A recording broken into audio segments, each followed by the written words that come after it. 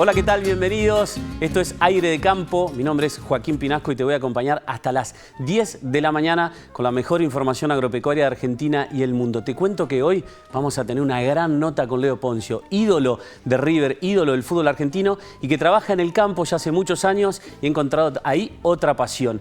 Quédate hasta el final porque es una hermosa y extensa nota que compartimos en su campo, en Santa Fe. Y ahora te presento este gran equipo.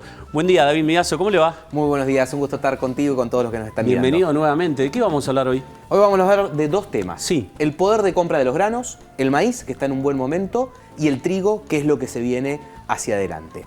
Y el segundo tema, el tema de la semana, el FMI, la volatilidad cambiaria y cómo esto impacta en las decisiones del productor. Buen día, Daniel Aprile, ¿cómo le va? ¿Cómo estás, Joaquín? Bien, buen día para vos y para todos. ¿De qué vamos a hablar? ¿Qué Mirá, ha pasado esta semana? pasó de todo y de hecho vamos a empezar hablando de uno de los temas quizá más importantes desde el punto de vista climático, un tremendo temporal que azotó la provincia de Santa Fe, parte de Santa Fe y parte de Córdoba. Va a ser uno de los temas. Después vamos a dar una vuelta por distintos lugares de la Argentina. Vamos a hablar también de lo que pasa en Misiones con la yerba mate y vamos a hacer también un repaso, un paseo por otros lugares del mundo. Vamos a ir a Estados Unidos porque ahí claramente va a haber mucha información este fin de semana y también durante el inicio de la próxima semana.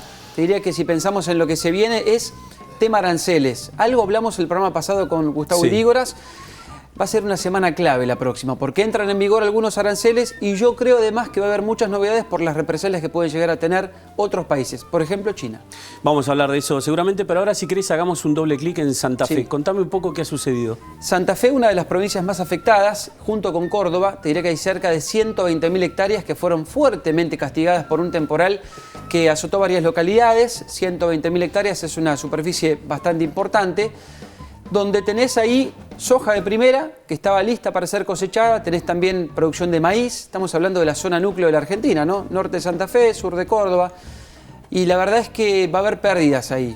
¿Cuánto? Todavía no se sabe, porque no hay piso, probablemente haya productores que todavía ni siquiera han podido o salir o ingresar a los campos, eso va a generar algún tipo de problemas en esa región, y la verdad es que hay productores a los que les cayó esta pedrada tremenda, porque eso fue lo que pasó, una caída de granizo muy importante, que lo van a perder todo. Así que va a haber que estar seguramente muy cerca de ellos. Ahí tenemos imágenes que estamos compartiendo. La verdad que la piedra en el campo, en las ciudades, por supuesto también, pero en el campo hace un destrozo que es inlevantable. De este tema también vamos a charlar con nuestro primer entrevistado, que es Ignacio Mántara, secretario de Agricultura y Ganadería de Santa Fe. Ignacio, gracias por atendernos. Buen día. Buen día. Saludos a Joaquín y a David y a Daniel. Bueno, muchísimas gracias por estar con nosotros. Ignacio, contanos un poco qué se puede saber de este temporal que Daniel describía recién. La verdad que no nos sorprendió porque saltaron las alarmas el jueves por la tarde. Panorama terrible, ¿no? Un fuerte temporal, como bien decías, con vientos de arriba de 100 kilómetros, mucho granizo, que ha provocado daños, obviamente, en centros urbanos. Esto afectó en Santa Fe 4 departamentos, Rosario, San Lorenzo, Iriondo y Constitución, con epicentro en algunas localidades que fueron muy afectadas, como Casilda, que tal vez es la más afectada de esa zona, Montes de Oca, Roldán, Funes, Pujato. ¿Qué consecuencias en los centros urbanos? Los lógicos que suceden en cada ciudad. En el campo, mucha caída de árboles, voladuras de techos, silos, instalaciones muy comprometidas.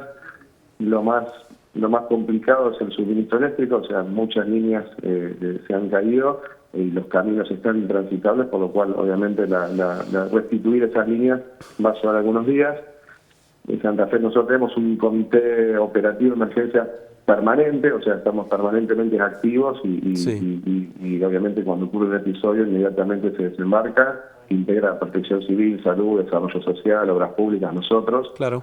Así que ya hemos hecho, el reglamento que hemos podido hacer es parcial, porque como bien decís, algunas zonas están intransitables, vemos algunas pérdidas y como bien decías, la fecha la verdad que es para algunos productores es una tragedia. Está próximo, en vísperas de levantar una soja de primera y perder todo, ¿no? Así que ahí vemos pérdidas en lotes de soja. Tal vez lo más grave son maíces de segunda. Hay mucho daño en maíces de segunda por viento, por volteo. Y bueno, después los picos de granizo, que la verdad que ha sido, no sé si han visto imágenes, pero un granizo muy, muy contundente, ¿no? Vimos imágenes y estamos viendo en este momento, recién realizábamos la venta del programa, Ignacio, y hablábamos de una entrevista que tenemos con Leo Poncio en su campo ahí en Santa Fe, y la verdad que uno puede observar rindes en muchas zonas de Santa Fe, rindes muy buenos, tanto de maíz como de soja. Más allá de este temporal que describía Daniel y que mencionabas vos recién, ¿cómo está la situación productiva, agrícola, ganadera de Santa Fe hoy? Tenemos los dos extremos, en los 8 departamentos del norte. Santa Fe tiene 19 departamentos, pero el centro norte está en emergencia por sequía. Digamos, venimos desde el año pasado, los 4 departamentos del norte se han obligado Vera, 9 de julio y San Cristóbal, y a partir del 28 de febrero prorrogamos esos departamentos y incorporamos 4 departamentos más, San Justo, San Javier y parte de Castellón y las Colonias. Ahí se concentra el 60% de la ganadería santafesina, por lo cual para la ganadería el panorama es muy complejo, porque ha sido un verano crudo, con semanas de altas temperaturas. Los rodeos no se han podido acomodar, este es el 4º año de sequía, por lo cual los rodeos de cría no se han podido acomodar. Así que para la ganadería es un año complejo, estamos ya en otoño.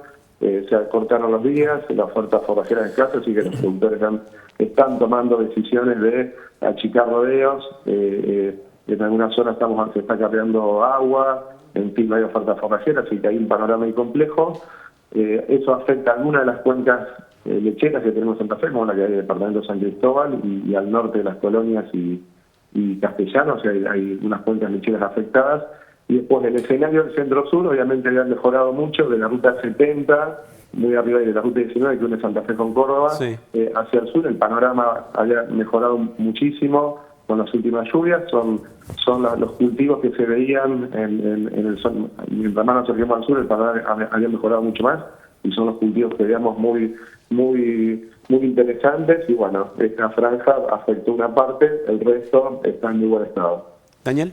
Secretario, le hago 2 consultas que tienen que ver directamente con la actualidad. La provincia acaba de recibir un crédito muy importante para mejora de infraestructura en la zona portuaria. ¿Qué impacto esperan que tenga eso a nivel productivo? La verdad que culmina una acción que inició la provincia, que responde a la decisión política del gobernador Puyaro de invertir en obra pública. Creemos que debe haber una provincia en Argentina que esté invirtiendo más en obra pública que Santa Fe, y el grueso de esa obra pública está orientada a mejorar la logística y la infraestructura para la producción. La Santa Fe había decidido ya invertir en la zona de los puertos del Gran Rosario, había decidido invertir la provincia en un tercer carril, en una autopista que es provincial, que une Santa Fe con Rosario, una obra de 30 kilómetros para generar un tercer carril y descongestionar la zona portuaria, que todos saben que en esta época de cosecha gruesa se produce un cuello de botella importante que afecta a todo el sistema logístico y que resiente toda la cadena y que la termina pagando el dador de la carga, que es el productor, ¿no? Hoy, por estos días, se confirma un crédito con la CAF, con el Banco de Desarrollo de América Latina y el Caribe, por $150 millones a 18 años, que tiene que ver con realizar todo un anillo de infraestructura y toda una obra de circunvalación para descongestionar o facilitar el acceso a todas las zonas portuarias, principalmente a Timbúes, lo cual es en beneficio de toda la cadena granaria, ¿no? Esto no son obras fondos de Santa Fe, pero sabemos que el grueso, el 80%, 70-80% de los granos del país salen por estos puertos, o sea que son granos de Córdoba, de Santiago del Estero, de Chaco, y esta solución claramente maximiza los tiempos logísticos y en beneficio de todos, de los productores y todos los operadores, ¿no?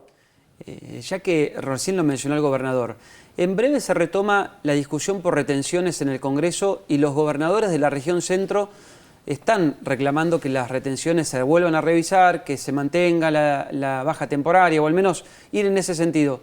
¿Van a insistir?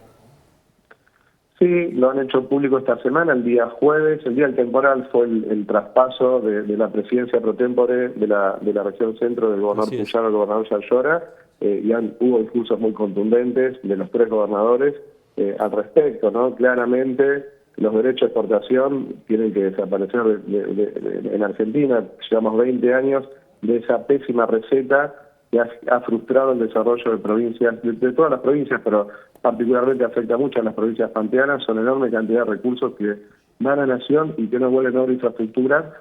Claramente una posición novedosa. Esta etapa de región centro es muy interesante. Siempre los derechos de exportación, en términos de opinión pública, fue una confrontación de los productores y las entidades del campo con el gobierno nacional. Así lo planteó el gobierno del kirchnerismo. Claramente los gobernadores ahora toman un rol y consensuado, porque son recursos en definitiva que se van de las provincias y que claramente afectan la posibilidad de desarrollo de las provincias, por lo cual desde el 2024 hay una posición firme. Recordemos cuando fue el primer proyecto de ley ómnibus del gobierno nacional, que incrementaba muchos porcentajes de los derechos de exportación, muchas alícuotas, y una posición firme del gobernador Puyar y de los 3 gobernadores de región centro. Este año, ahí por enero, nuevamente se pronunciaron y eso derivó en el esquema actual de eliminación para las economías regionales de manera definitiva y una reducción parcial para las cadenas más tradicionales hasta el 30 de junio. Fue una respuesta de Nación a un pedido de las 3 provincias. Pretendemos claramente, y perdón que me extendí con la respuesta, de que los esquemas de reducción vayan en progresiva y se eliminen de una vez por todas. Secretario, gracias y buen fin de semana.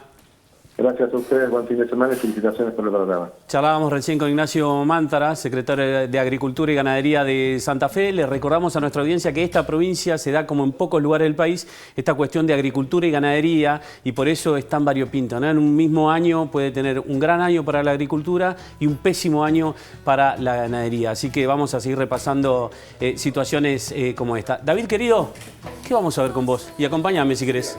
Vamos a hablar del poder de compra de los granos. Sí. Vamos a hacer un poquito de foco en maíz y en foco en trigo, que es lo que se viene. Recordémosle a la gente que ahora empieza la cosecha de lo que es soja y maíz, que son cultivos de verano. Sí. Arranca ahora en abril y los maíces tardíos se extienden hasta julio.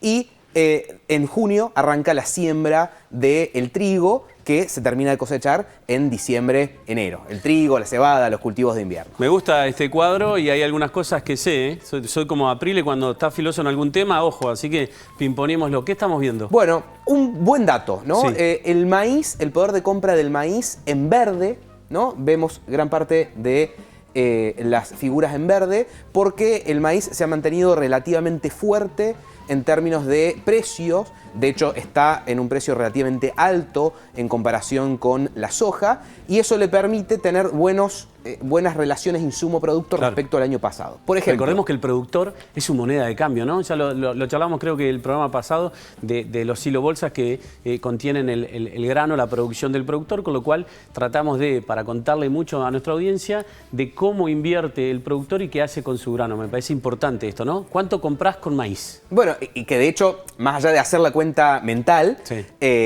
justamente hay mucho canje, ¿no? Donde se entrega maíz o soja a cambio del insumo o también se financia a cosecha y cuando llega la cosecha el productor lo paga. Pero vamos a los números. Vamos.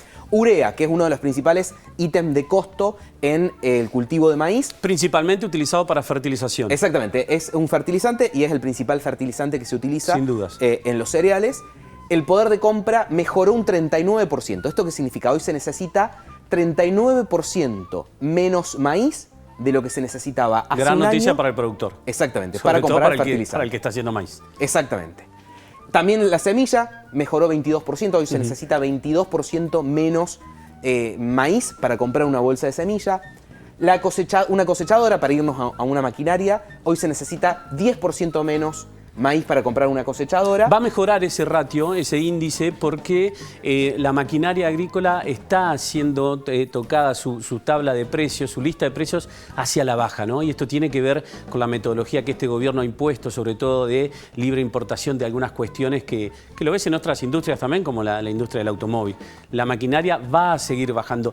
Deberíamos ver en los próximos meses en Agroactiva, misma maquinaria que en Expoagro, pero más barata.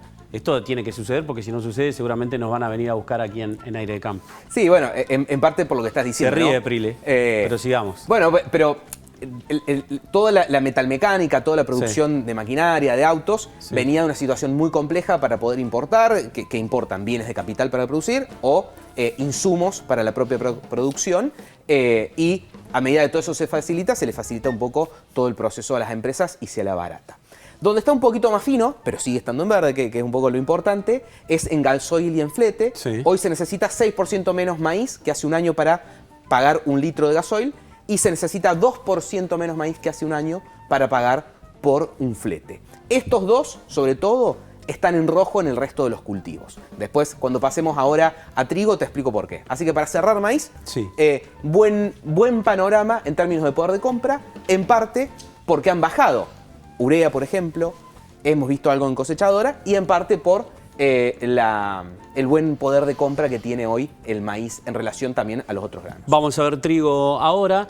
El productor espera también una suba de valores de commodities a nivel internacional, con lo cual también eso va a mejorar la relación entre grano y producto. Que no sé si se va a dar, Bueno, eso es para otro programa, pero el productor la está esperando, que es lo que yo digo, ¿no? Tal cual. O sea, no sé si se va a dar, pero que la está esperando es sin lugar a dudas, porque si bien vienen de pisos casi históricos, sobre todo en este lugar del mundo, ha mejorado un poquito, pero todavía falta, ¿no?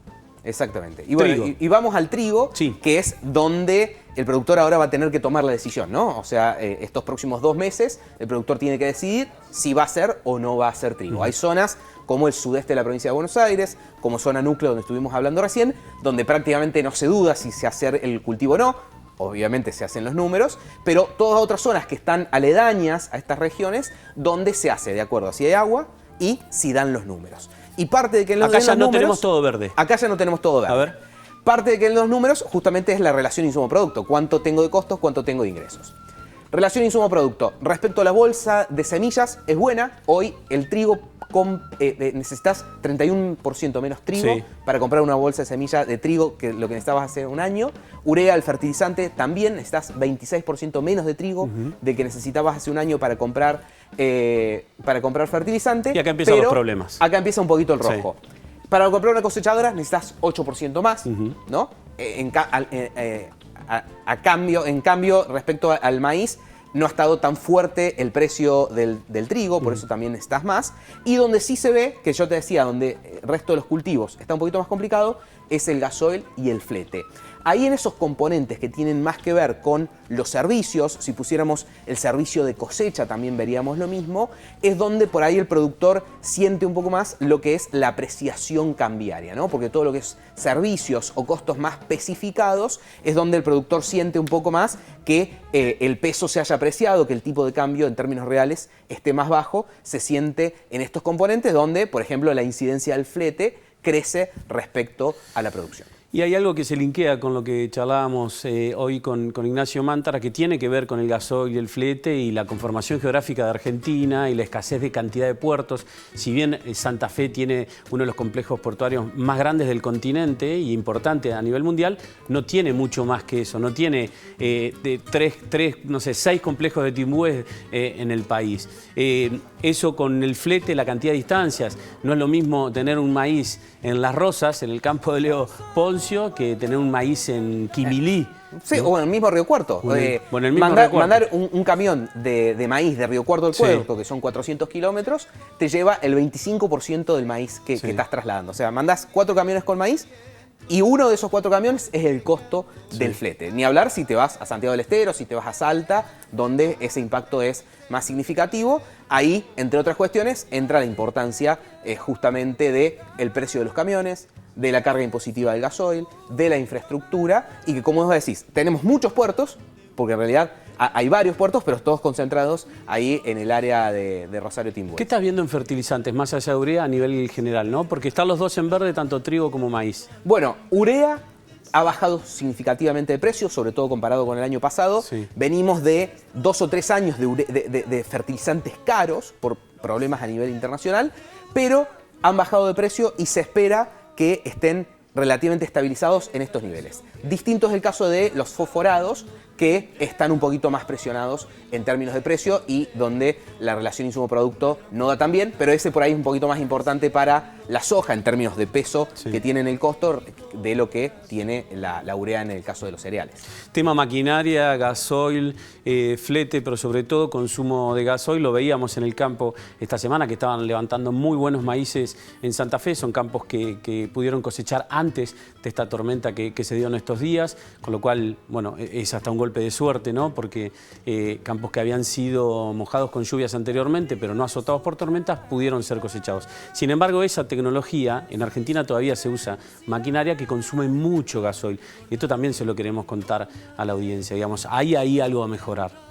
Sí, hay algo a mejorar y recordemos, todo el sector productivo es un gran consumidor de combustibles porque tenés todas las labores, siembra, cosecha y después todo el traslado. Así que bueno, eso puede ser mirado de una manera negativa como la que mencionas, pero también positiva en términos de todos los impactos Usted lo que tiene que mirar, y le agradezco porque dio mucha información, es que venimos ahora con la nota de Leo Ponzio. Presten atención porque lo que hemos tratado de hacer con esta visita al campo de este ídolo del fútbol argentino es tender puentes, ¿no? Me parece que hoy, o nos parece, desde Aire de Campo, que es un gran embajador, porque explica a su manera lo que otros no sabemos o no podemos contarles. Va la primera parte, mírala.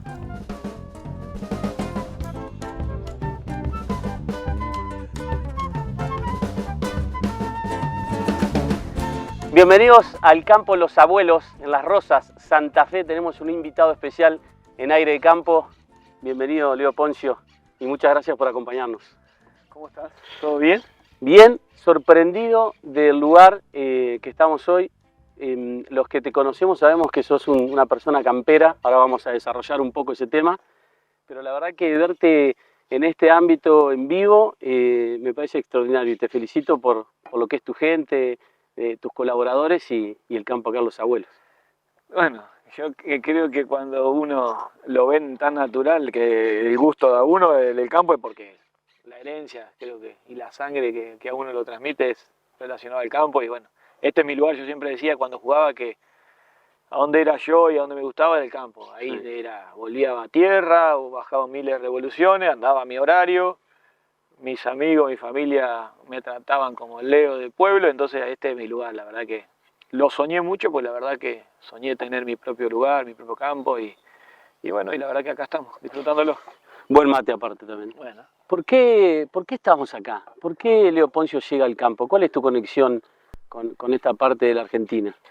La realidad, como te decía, tengo mis abuelos de campo, nacido en campo, mi abuela nacida en campo, mi papá nacido dentro de un campo, mi mamá hija de peón rural, que si te digo que era hija del herrero de campo de antes. Isabel, que le dicen Chabela, no le gusta ya Isabel, se enoja. Mi abuela, de parte de mi mamá, era la ama de casa de campo, de una estancia grande que había en Merlo. Después se vinieron a una estancia grande acá, Las Chilcas. Y de parte de mi papá, como te dije, nacido en campo, teniendo campo propio, y mi abuela también. La verdad que venimos de una rama de campo y de mi abuelo, de parte de mi abuelo, cuando eran de un pueblo cerca de acá, María Susana, se vinieron para acá, tenían tambo, después tenían criadero de nutria, venían de Buenos Aires a comprar la nutria, de todo. En ese tiempo la agricultura no era tan fuerte, tenían ganadería. Claro. Después, bueno, empezó la agricultura, y ya época de 90, ya mi viejo ahí se metió también un poco más. Mi viejo trabajaba en el banco, en un momento empezó a trabajar en el campo. Pero la realidad es que si no salía para este lado, no. Y ahora, cuando estabas en pleno auge deportivo, ¿no? No solo en River, sino en Newell's, sino en otros equipos donde te tocó liderar y ser campeón y viajar y Copa Libertadores, ¿en algún momento se te ausentó la idea del campo o siempre estuviste conectado? No, para mí era, la idea del campo, para mí era, ¿por qué? Porque a la hora de nosotros de poder, cuando ya empezás a sentir que el fútbol es un trabajo y que vas generando y que sabés dónde después decís qué haces, porque ahí está la pregunta, o malgastás o invertís. ¿En qué invertís? Invertís bien, invertís mal, invertís con un amigo porque te dice vamos a invertir y te vas atrás de eso. Pero yo tenía en la cabeza que mi abuelo me ha dicho hay que invertir en campo, y mi abuelo me decía y yo era bueno y Eso que fueron peones de campo, eso fue, no propietarios. Sí, de parte de mi viejo había sido era propietario, que heredó mi viejo, pero hijo único mi viejo. Pero era campo, era hablar de campo, yo las vacaciones de verano era irme al campo, las vacaciones de invierno, esa cosa, nos mandaban al campo, 10 días al campo con mis abuelos y era no venir al campo acá, más 20 kilómetros, era campo, adentro campo, si llovía nos salíamos y era de andar todo el día en el campo, de ir a dormir temprano, entonces la verdad que era algo que yo venía craneando y no podía salir para otro lado porque también era de los que consultaba con mi viejo, che, pa, ¿te parece esto? ¿Te parece el otro? Y me daba una respuesta y yo después decidía, pero yo necesitaba la respuesta de él. Ahora, es más sencillo cuando vos ya sabés para dónde tenés que disparar cuando termina el fútbol, ¿no? Sí. O sea que vos esas crisis, ¿no?, que tienen los deportistas en general, cuando se está acercando el final deportivo, ¿vos cómo la viviste? Bueno, ahí estaba donde yo tenía algo muy favorable, que es, yo sabía que iba a invertir en campo y sabía que tenía una persona que fue conocedora, dos, mi abuelo y mi viejo. Entonces yo se le iba a dar a alguien conocedor, no iba a experimentar en alguien que venía de la metalúrgica o de los fierros sin conocer lo que era una semilla o de la construcción o de donde sea. Yo sabía que mi viejo era campo y de eso vivíamos y entonces yo sabía que la inversión que hacía era por cierto punto iba a estar asesorado bien. Y en ese asesoramiento yo en el 2006 fue la primera inversión que hice y me retiré fin del 22 y 3 años antes de retirarme yo ya había pensado a empezar a manejar mi propio campo. ¿Qué pensabas, digamos? ¿Cómo te veías? ¿Te veías manejando una cosechadora? No, bueno, ¿te veías dando órdenes? ¿Te veías viviendo en el campo? No, me veía, primero sí dando mi manera de ser, de que mi impronta del mundo del fútbol, tu liderazgo. Y que me había dado el conocimiento de todas las puertas que te abre el mundo del fútbol. Y más pero sobre todo ese liderazgo, ¿no? Entonces encontré a mi cuñado, que es el marido de mi hermana, que ya lleva con nosotros trabajando más de 20 años, alguien que lo sentía propio, después a lo otro, Encontrar a alguien que sienta que no es de él, pero es propio, no hay con qué darle. Entonces yo ahí sentía, che, este loco lo ve como yo, y lo cuida como yo, y estando mi viejo, y entonces veía que los últimos años mi cuñado tenía un amigo que es ingeniero, joven de la misma edad nuestra, y entonces le digo, che, vamos a empezar a trabajar con el Mati. Yo veía que el ingeniero iba a ser una parte muy importante para nosotros. Sin duda. En el campo, muy importante. Entonces necesitaba a alguien también que vayamos a la par, de moderno, de la misma edad. Y fue así, cuando 3 años antes de retirarme empecé a administrármelo, me hice una sociedad, porque ahí también tengo un contador que me asesoró, bueno, vamos a hacer una sociedad, porque la realidad es que va a crecer en una empresa, tomarlo como una empresa, que por ahí cuesta a veces, ¿viste? Decir, che, sos una empresa y a lo mejor, pero somos una empresa, porque la verdad es que pensamos en grande, generamos lo nuestro, pero pensamos, y así fue, empecé, que esto lo voy a decir en ánimo de que se sepa que el fútbol es rentable en cierto punto, que yo tenía una espalda con el fútbol que me iba a sostener alguna cosa si me equivocaba. Entonces, te animás a la cosa. Pero bueno, hoy en día la espalda mía es todo lo que veo acá, el campo, y hacia eso voy y sigo pensando la misma, que si me dicen hay que hacer esto, vamos, hay que hacer el otro, vamos. Pregunto, soy muy curioso, pregunto por qué, y después, bueno, busco lo mejor. Viste qué interesante escucharlo a Poncio ahí, en su casa, en su campo. Tenés que quedarte con nosotros porque tenemos la segunda y tercera parte de esto, pero vamos a hablar de mercados, vamos a hablar de ganadería, vamos a hablar de un montón de cosas hasta las 10 de la mañana. Ya venimos.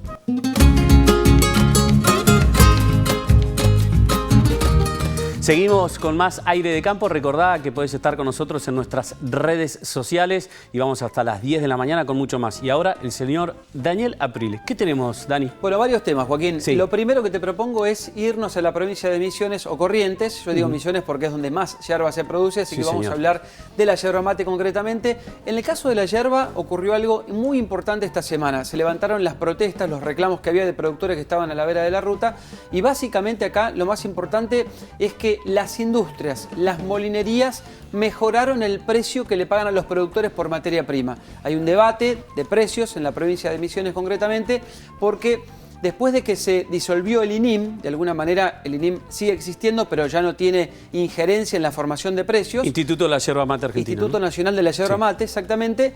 Lo que está pasando es que las yerbateras lo que hicieron es bajar el precio porque hubo mucha producción. Entonces, oferta y demanda, cayó fuerte el precio. Los productores reclamaron porque no estaban cobrando un precio que para ellos era necesario. Llevaron la protesta a las rutas. Es que estaban trabajando por debajo de los costos, llevaron la protesta, se tensó tanto la situación que llevaron la protesta a las rutas. Finalmente, después de varios reclamos, las industrias mejoraron el precio. ¿Qué va a pasar en lo sucesivo? Para ponerlo en números, se pagaba 250 pesos por kilo, los productores querían 500, hasta ahora se negoció 300 pesos por kilo y va a ir mejorando. Dicen que cada 15, 20 días va a mejorar un 5, 10%. O sea, pero es todo de palabra, muy conversado. Muy conversado. Vamos a ver si pasa efectivamente. Los productores, algunos obviamente desconfían, pero bueno. ¿Sabes lo que puede llegar a cambiar la situación, Joaquín? Porque hablé con muchos productores en esta semana. Lo que puede llegar a cambiar es que los productores mismos empiecen a administrar el suministro de yerba a las industrias. Entonces, más allá de que haya un sobrestock de yerba, ellos van administrando.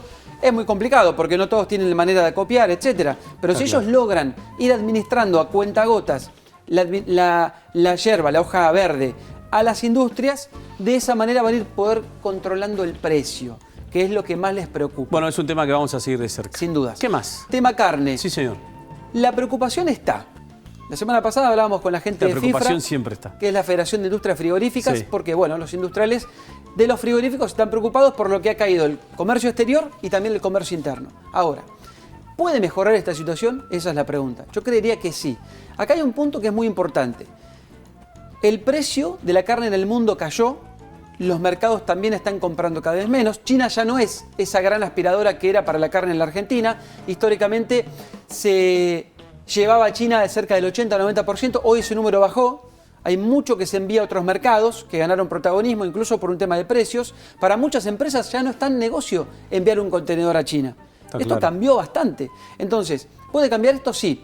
¿Cómo? Si la Unión Europea, que ahora empieza el verano, empieza a consumir más carne. Y acá, países de nuestra región, en particular, nosotros ponemos el corazoncito en la Argentina, obviamente, pero bueno, Paraguay, Brasil, Uruguay, todos tienen una oportunidad de enviar carne al continente europeo, que además puede llegar a pagar un poco más porque siempre compra carne de mucha calidad. Recordemos, antes de pasar al próximo tema, oportunidad que fue capturada por desidia de nuestro país, básicamente, ¿no? Estos países aledaños, estos países hermanos han crecido mucho en producción de carne porque nosotros en periodos extensos hemos hecho muy mal las cosas. Hicimos mal las cosas y el resto la aprovechó. Sin lugar a dudas. Es así. Cuando cerramos la exportación de carne, por ejemplo. Entre otras cosas. Por decirlo de una manera. ¿Qué más? Cambiamos y vamos a la producción de huevos. Sí, Gripe aviar quiere decir eso. Hay una crisis muy grande en el mundo, pero en particular en Estados Unidos. Sí. Fíjate a qué punto llegó todo esto que Trump, que está imponiendo aranceles, y ahora vamos a cerrar con ese último tema, pero Trump, que está poniéndole aranceles a todo el mundo, en un momento dijo, para, no me puedo pelear con todos. Levantó el teléfono, el secretario de Agricultura, por supuesto, de Estados Unidos, y ya empezó a llamar a los países para que le manden huevos, porque tiene un problema fenomenal. El precio del huevo empezó a crecer exponencialmente en Estados Unidos, se transformó en un debate, en serio. Porque vos ibas a comprar una hamburguesería y te cobraban un extra por el huevo. Una cosa impensada en un mercado como el de Estados Unidos. Pero hay escasez de huevos en gran parte del mundo. Pero el problema, ¿cuál es? La gripe aviar.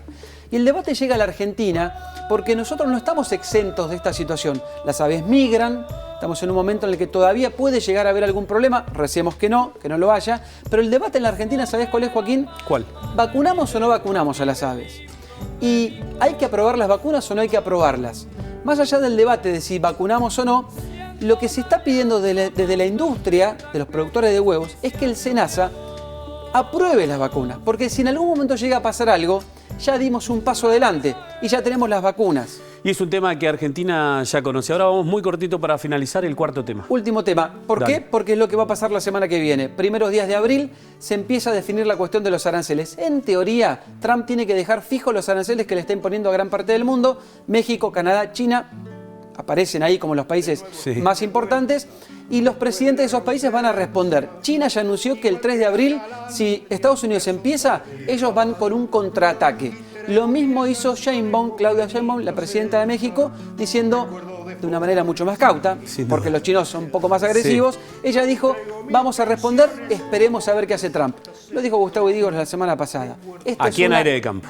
Aquí en Aire de Campo. Esto es una guerra de estrategias. Hay que esperar. Es un tema que vamos a seguir. Me encanta esa foto de Trump. Gracias. Señalando. Sí, señalando. Gracias, Daniel querido. Lo prometido es deuda. Vamos a meternos en esta segunda parte de la hermosa nota que le hicimos a Leo Poncio. Mirá. Y en el fútbol, Leo, ¿eras un distinto, un bicho raro con esta conexión con el campo? ¿O tenías compañeros también que estaban como vos? No era raro, pero éramos los de campo, del interior. Porque vos sos del interior. El amo del interior, ese que cuenta, che, el campo, andá vos mal llegado, che, bomba de boina y alpargata, y te faltan las alpargatas.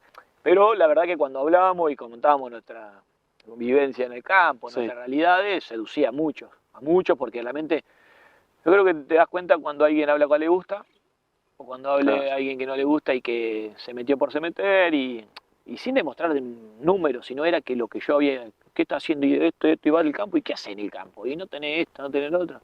Y me gustaba. Entonces, bueno, no era bicho raro, pero sí era de los que por ahí éramos del interior. Y el interior, en cierto punto, como siempre digo yo, nosotros estamos a 400 de Buenos Aires.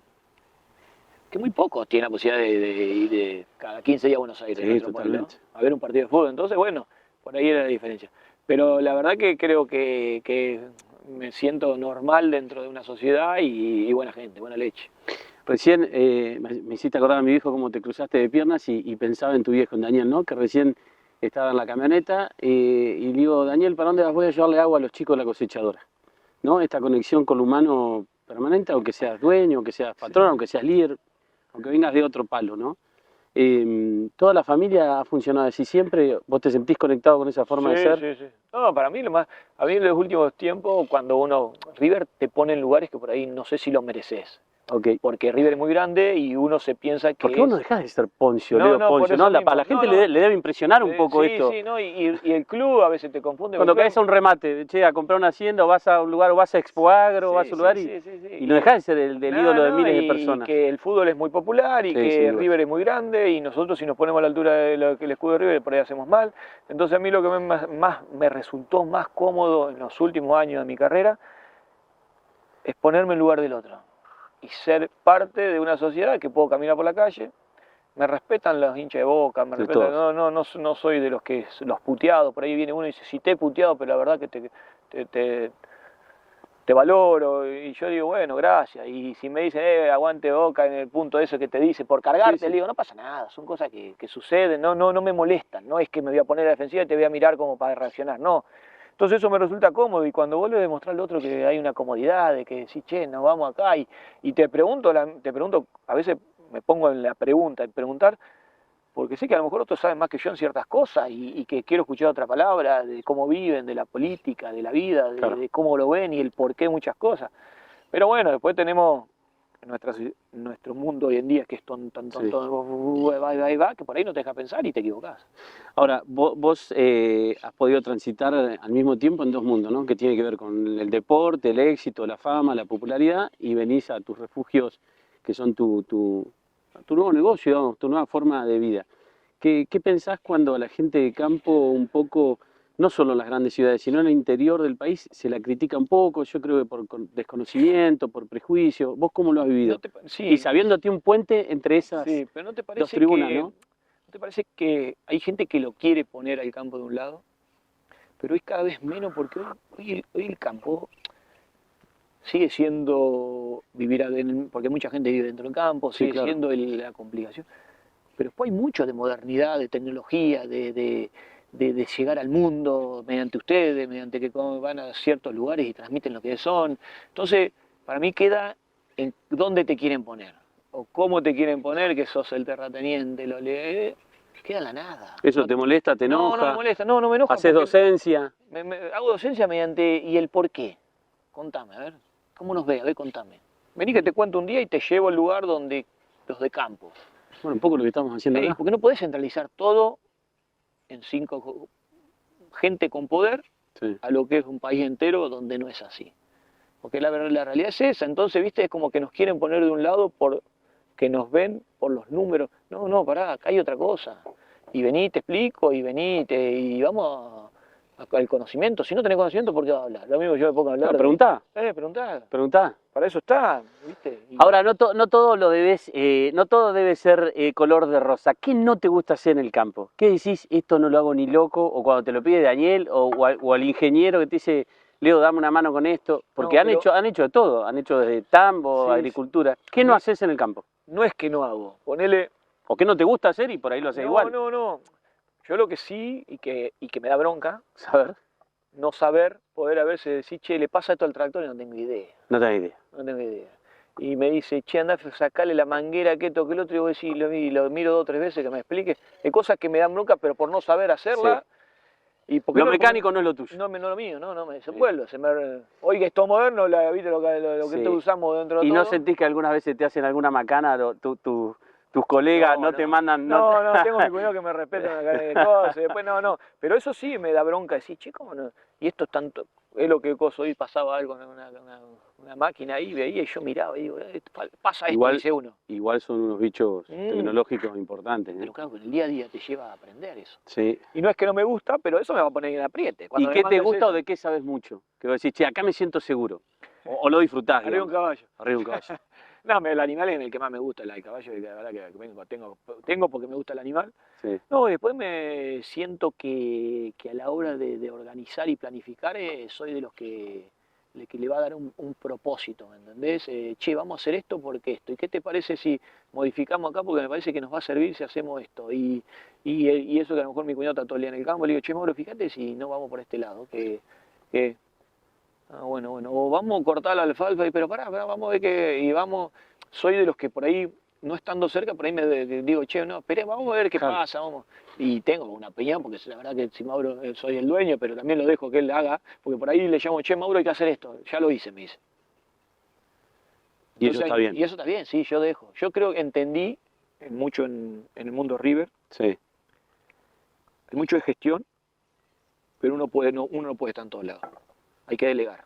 Y no estar de acuerdo en todo tampoco. No. Probar a hacer cosas que no te gustan, que no estás de acuerdo. Y hay que delegar. Y cuando delegar, darle responsabilidad. Y en esa responsabilidad está el creer. Yo te digo, vos me decís, vamos a hacer algo. Y hacete esto. Y vos creés que yo soy viable para eso, ya está. ¿Por qué voy a andar? Y si lo hace mal, si no, aquí estamos trabajando juntos. Sí. Entonces eso voy mucho de los que me gusta, que entendí que hoy la gestión va mucho por el delegar y tener gente capaz. ¿Qué te falta en el campo? ¿Qué le agregarías? ¿Qué todavía no has hecho en el campo? ¿Qué le agregaría? El campo en general, ¿no? Vos. Sí, tengo algo que mi abuelo me decía que era una cajita de ahorro. ¿La hacienda? ¿Qué? La hacienda. Claro. No te has metido en eso. Tuve vaca de cría. Sí. Pero me gustaría hacer algo más, un filó, me gustaría darle el lugar a eso. ¿Qué falta para eso? No, nada, que me anime. No me animo, pero ¿por qué? Porque con lo que estoy, tenemos un funcionamiento bastante bueno. Lo tenés todo ordenadito. Ordenadito. Sí. Y a eso el orden tendría que destinar un lugar para hacerlo y la parte de la mano humana. Que donde hoy tener personas como que lo sientan propias, que quieran crecer, en nuestro país es todo ya. Quiero, dame, necesito y no me alcanza. Entonces, ¿cómo hacer? No te llevas con eso, ¿no? No me llevo porque a mí no. A vos todo te costó. Me costó y fui entendiendo que porque lo mismo si hoy yo me quejaría, decir, hoy los jugadores de fútbol ganan más que ganábamos nosotros en otra época. Ya está mi época. Ya está. Yo hubiese hecho esto, no, yo ya no hice más nada, yo ya no juego más. ¿Entendés? Entonces eso es como que, no, pero para trabajar necesito esto, vamos, o sea, hacete una base, hacete un piso, después olvídate que vas a crecer. Si el patrón crece, el empleado también tiene que crecer, pues si no, no puede haber mucha diferencia en ese punto. Entonces hoy que la parte humana en ese punto hay que decir, ¿a dónde lo encontrás? En la juventud. ¿En la juventud estás dispuesto a esperar? Y no me animo a responder eso, me parece que estoy más en la línea de tu pensamiento, ¿no? Que gran parte de la juventud está como con ganas de saltarse los pasos, ¿no? Los pasos todos. De ir corriendo antes de caminar, ¿viste? La gente, Sí. algún ser que... Eso viene mucho de casa también, de nuestras casas también. Sí, bueno, en mi caso que soy del interior también, de Gualeguay y gente de campo, lo vivo, te escucho y lo vivo en la piel, lo que decís, ¿no? Sí. Me identifico con todo lo que decís.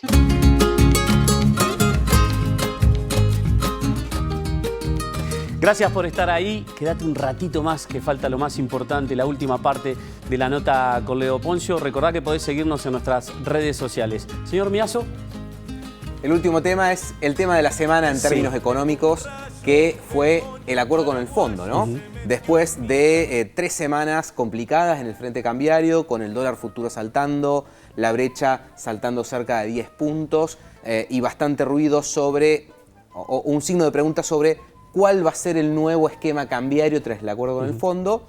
Este jueves salió Caputo a anunciar y después una seguidilla de notas de todo el equipo económico anunciar un acuerdo de 20.000 millones de dólares que el día viernes fue ratificado por la vocera del fondo. Y en este sentido, ¿cómo afecta al productor, ¿no? Todo esto? Porque la interrogante sobre el futuro del dólar oficial claramente genera un incentivo a no vender una posición en dólar oficial como son los granos, ¿no? Yo tengo soja, yo tengo maíz, son dólares oficiales. Si tengo dudas de qué va a pasar en unos días, porque el dólar futuro había subido para el vencimiento de marzo, que es el lunes, y para el de abril, claramente es un incentivo a no vender. Ahora, en el transcurso pasaron dos cosas. Lo del FMI, que traería de alguna manera dólares frescos que podrían calmar la situación. Y la segunda es el aumento de tasas, las tasas de las LECAPs, que venían de 30 puntos anuales, de una tasa nominal anual de 30 puntos, pasó 40. Esa nueva tasa, de alguna manera, vos calculás que la inflación de los próximos 12 meses está proyectada en el 20%. Claro. De alguna manera te paga inflación del 20 más un posible salto cambiario del 20. Entonces, de nuevo genera un incentivo a hacer tasa. Entonces, ¿a qué voy con esto? El productor se queda entre esa interrogante de espero, porque todavía no sé qué va a pasar, porque si bien el gobierno salió a decir lo de los 20.000 millones de dólares, no dio muchas claridades sobre el esquema cambiario, o sigo haciendo lo que convino hacer durante los últimos meses, que es vender, aprovechar en el caso de la soja, en el caso de que el productor tenga soja disponible, que se está pagando muy bien estos días, justamente por una cuestión de que las fábricas necesitan producto, en parte a raíz de la cuestión climática, donde ha sido difícil empezar la cosecha en muchos lugares por falta de piso, entonces se está pagando bien. Entonces, de nuevo, la decisión del productor. Espero y me pierdo esto bien que están pagando hoy las fábricas, o vendo y aprovecho las tasas que han subido. Mi hipótesis, mi postura es la segunda. Creo que no va a haber una devaluación significativa, y por lo menos no en el corto plazo. Y por lo tanto, creo que es momento de aprovechar precios, especialmente en soja. En maíz se han planchado, pero especialmente en soja, que es algo que no va a durar una vez que arranque la cosecha con todo. Estos precios no van a durar. Y tasas al 40% que creo que tampoco van a durar. Bueno, en lo personal, opino parecido de lo que dijiste vos. Yo creo que el productor no está tan acostumbrado últimamente a tener buenos precios para vender y eso incita a la comercialización. Obviamente, una vez que paga las deudas el productor, que saca el grano del silo bolsa para pagar sus deudas, piensa en inversión y bueno, y ahí está. Pero sobre todas las cosas, el productor ha tenido poca intención de venta porque últimamente, en los últimos meses, y ya tirando para el año diría, ha tenido mermas en lo que es el precio, el valor del commodity. Este es un buen momento para vender y me parece que los productores han tomado nota. Nota tenés que tomar vos de esta tercera y última parte de la entrevista, de la charla que tuvimos con Leo Poncio en su campo. La verdad, una tarde hermosa, pasado aire de campo junto al ídolo de River. Mirá.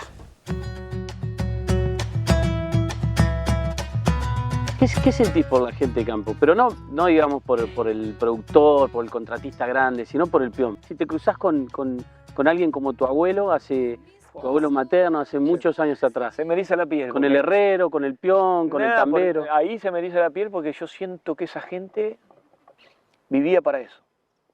Y el día de ellos era el domingo, ponele. Si tenían animales no había ni domingo, nada. El tambo no te daba domingo. Para mí esa de la gente esa que vos la ves desde otra mirada, de la que la miraba yo, que me encanta cuando... y esto es con el ánimo que siempre digo, las mujeres tienen un sentido más que nosotros. Sin dudas. Y ese sentido se lo daba a la gente, la señora en propia casa, esperándolo para ciertas cuestiones, la Chabela, esperándolo para criar a sus hijos, para darle gozo. Hoy las mujeres son otra cosa y para bien, porque la verdad que son es lo que necesita el país. ¿Por qué te emociona hablar de eso? Porque mi abuelo, ¿dónde conectás? Con mi abuelo. Hay una foto que tengo en este campo. Todo el pedazo que acá, donde está el casco del monte, era todo paraíso. Sí. Y agarramos una vez una Champion, un tractor y una Champion con mi abuelo. Hicimos abajo todos esos pinos que bueno que después hicimos un circuito de karting. Tu viejo no estaba, Daniel no estaba. Hacíamos todo. Y agarramos y yo manejaba el tractor y se ponía atrás en la Champion. La Champion manejaba, viste, con la que vos manejando cosas. Y a veces me lo daba a mí. Y yo digo, bueno, hacemos la curva para el otro lado. Y hacíamos la curva para el otro lado. las cosas que te la permite un abuelo, un hombre de campo que dice, bueno, vamos a hacerlo, y maquinaria de la de antes. Entonces yo me tengo esas imágenes después de pasar el disco en cierta cosa, donde vos veías que iban y pasaban unos calores, cosas, y yo iba de atrás con él en el tractor, sin cosas, todas esas cosas, y che, hoy si no tenemos aire no subimos un auto, ni un tractor. O sea que vos llegás acá y te conectás con tu abuelo. Sí, me conecto, sí. O sea que eso en el campo también lo valoras. Muchísimo.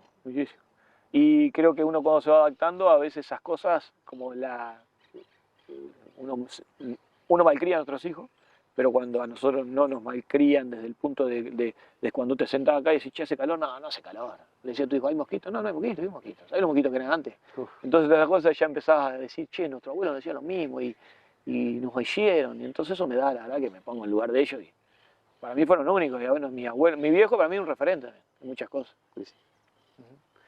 Bueno, Leo, gracias por compartir esto, no solo tus palabras, tus pensamientos, tus emociones con Aire de Campo. Ha sido un placer, siempre que nos vemos es un placer y cada vez nos vemos más. Cosa que me cuesta bastante boina, ¿no? Porque ahora tu cuñado también nos pidió boina. Me pidió una boina. Así que somos casi el proveedor oficial de la boina. Felicitaciones por el programa que iniciaron y bueno, ojalá que sigan creciendo. Y la verdad que hay que hacerlo más, hay que hacer más de estas cosas que creo que somos. Es el país. Es el campo argentino. Así es. Gracias, Leo. De nada. Solo agradecerte, Leo Poncio, la verdad que le hemos pasado muy bien en el campo. Es importante el tender estos puentes, me parece que tener un embajador que cruce líneas, que le cuente a la gente que lo escucha, a la gente que lo sigue, a las personas que están en su pueblo, en sus viajes, en donde sea. Es muy importante porque parte del trabajo que hacemos aquí en TV Pública es tender puentes entre el campo y la ciudad. Así que un abrazo enorme para toda la familia Poncio. Señor Aprile. Bueno, hablaste justamente de tender puentes entre el campo y la ciudad y Sí, muchas señor. veces la palabra soja es ahí Hay ruido. una palabra que genera rispideces. Sí, señor. Bueno, porque mucha gente tiene una idea determinada de la soja que después no termina siendo tal. Y lo digo porque muchos creen que el que hace soja es hiper mega millonario y eso en realidad no es tan así. De hecho, la superficie en la Argentina, si todos fueran millonarios los que hacen soja, hubiera crecido exponencialmente, cosa que no pasó en los últimos años. Digo, para poner un ejemplo bien pero bien claro. ¿Te puedo sumar un Por mito? supuesto, sí. ¿Qué va a sumar, me dijo? Un mito. A ver. ¿no? Mito. El productor sojero. Sí, No hay un productor sojero, un productor maicero y un productor triguero. Es el mismo. hay un productor. ¿Qué hace? En la mitad del campo soja, en la mitad del campo maíz y en invierno trigo, en el caso de que esté en una zona triguera. Usted quédese con eso y lo desarrolla el próximo sábado, ¿le parece? Se conoció un informe hablando de la soja Sí. esta semana que hizo Néstor Roulet, que es un hombre que ha estado en el gobierno en Sí, la claro. época de Mauricio Macri como funcionario, pero siempre hace informes porque es contador y tiene esa facilidad porque es un hombre que tiene muchos datos, muchos números, como David, que dirigente aporta. rural y también cordobés. Y además es cordobés, comparte eso. Pero una cuestión, se hizo un análisis donde se menciona que el precio de la soja en los últimos 20 años se duplicó y que el productor sigue perdiendo o empezó a perder plata, digamos, Sí. a pesar de que el precio de la soja se duplicó en el mercado. Hay un montón de cosas que charlábamos recién con David para tener en cuenta, datos de inflación, de costos, etc.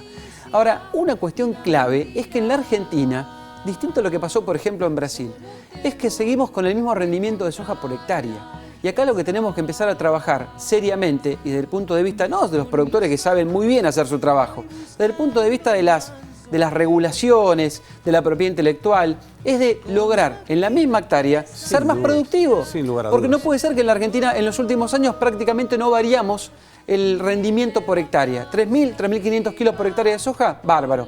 Tenemos que ir a mucho más. ¿Cómo se va mucho más? Invirtiendo por parte de las empresas y dándole a las empresas el marco legal para que puedan hacerlo. Porque si no, siempre nos vamos a quedar en la misma situación.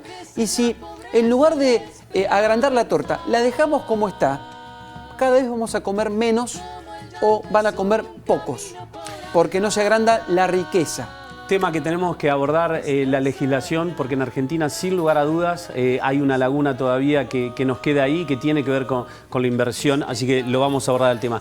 Daniela Aprile, gracias. Muchas gracias. Buen fin de semana para usted y su familia. Para todos, atentos con las lluvias, porque va a llover en la ciudad de Buenos Aires, pero también en algunas otras productivas.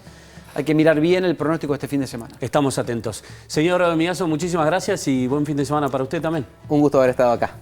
A vos que estás del otro lado, solo agradecerte por acompañarnos en este Aire de Campo. Recordá que aquí en la TV Pública hablamos del campo en el país y en el mundo. Buen fin de semana. Chau, chau.